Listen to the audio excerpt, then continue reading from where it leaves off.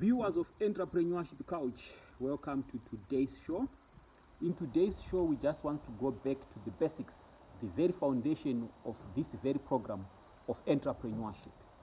What are we talking about today? We are going to talk about entrepreneurship. Why, when, and how should one start and run a business? What I need to quickly say and point out is to demystify a myth that a number of people always talk about when they do not want to start and run businesses.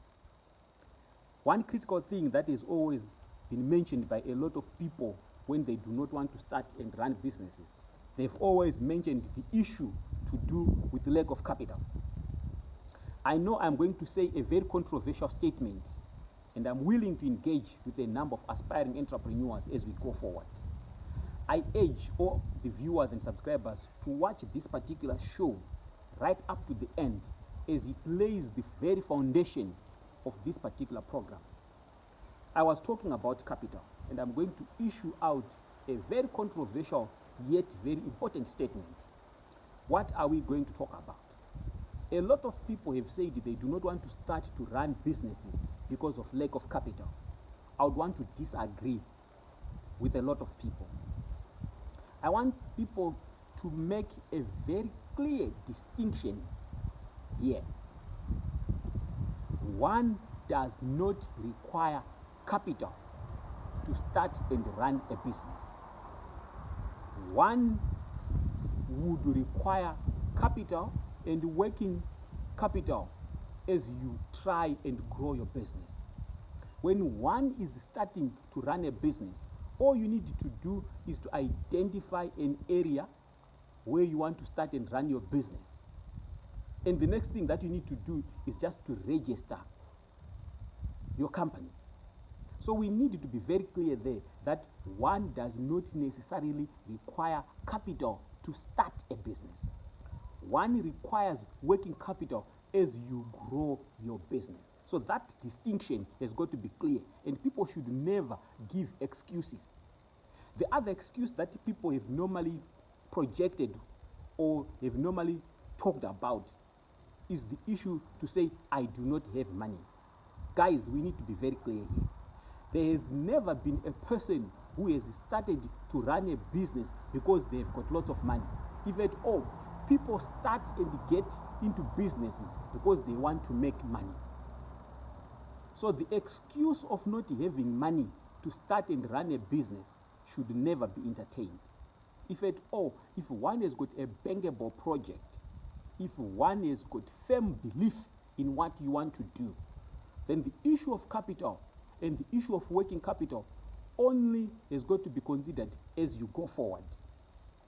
So I've been very clear there to indicate that people do not start businesses because they've got money. People start and run businesses because they are looking for money.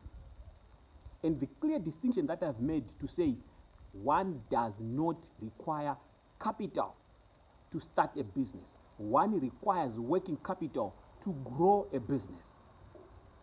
So let me go on now to the next phase, where we are going to talk about at what stage does one have to be involved in business. There has never been an approved age at which one is going to start and run a business. Other successful entrepreneurs and business people have been involved in running businesses when they were still at school. Others were involved when they were still at college. Others were involved when they were about to reach retirement age. Other well-known entrepreneurs actually started their businesses when they had actually retired.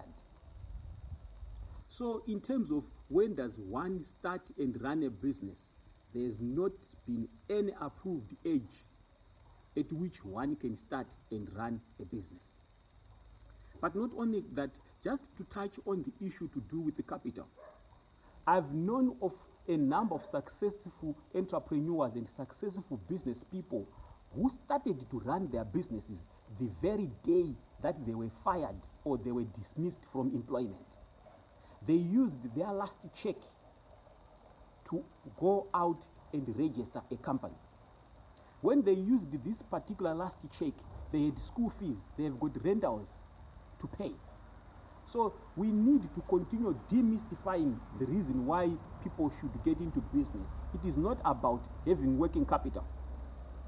It is about believing in the very project that one would want to start. A number of people that I've talked to, that I've interacted with, they are actually grateful that they were fired and dismissed from where they were working. It gave them the reason for them to start and run their own businesses. Most of them, if at all, have gone on to surprise and surpass the very companies that they were working for.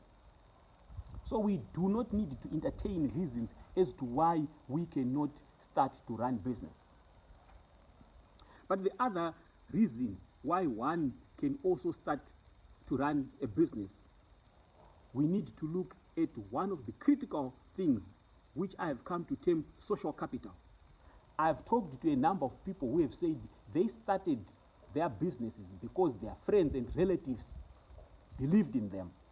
They also gave them the first capital or the first amount of money that they used to start and run their businesses. But it is not always the case that social capital would kick in and enable you to run your business. I've equally also talked to a number of people who have indicated that their close friends and their relatives never at all believed in them. If at all, they had their first check, their first invoice, when they were supported by people who were not their relatives. So there are times when your friends and relatives may not believe in you. And in those times, what do you need to do? You just need to go out there, start your business, and go on to run it. I still want to address the issue to do with working capital.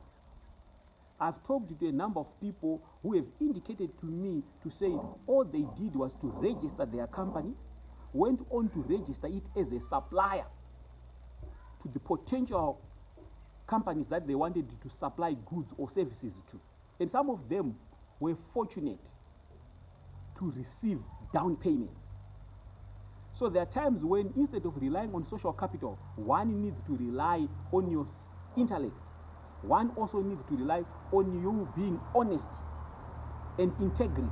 Because the very moment you receive a prepayment, that particular company or organization has got trust, and they've believed that apart from giving you a down payment, you are going to deliver what you have promised them to deliver.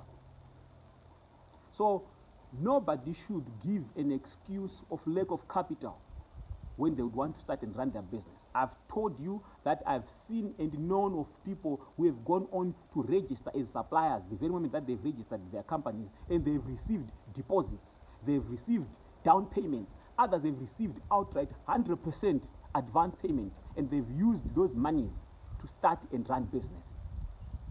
The other critical thing that people also need to consider is when you are a serious entrepreneur, aspiring one, there's never going to be an opportune moment in terms of politics, in terms of economics.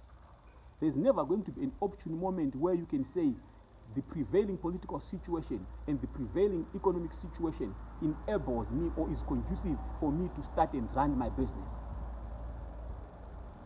The issue to do with political prevailing situation and economic prevailing situation doesn't suffice, because there will never be an opportune political environment, opportune economic environment. So every aspiring entrepreneur has got to realize and understand that if you are an aspiring entrepreneur, you don't need to procrastinate, you don't need to be lethargic, you just need to start. You've got to be a good starter. Our viewers and subscribers, we are very grateful for the support that you are offering us. Please continue to subscribe and watch out for our next show.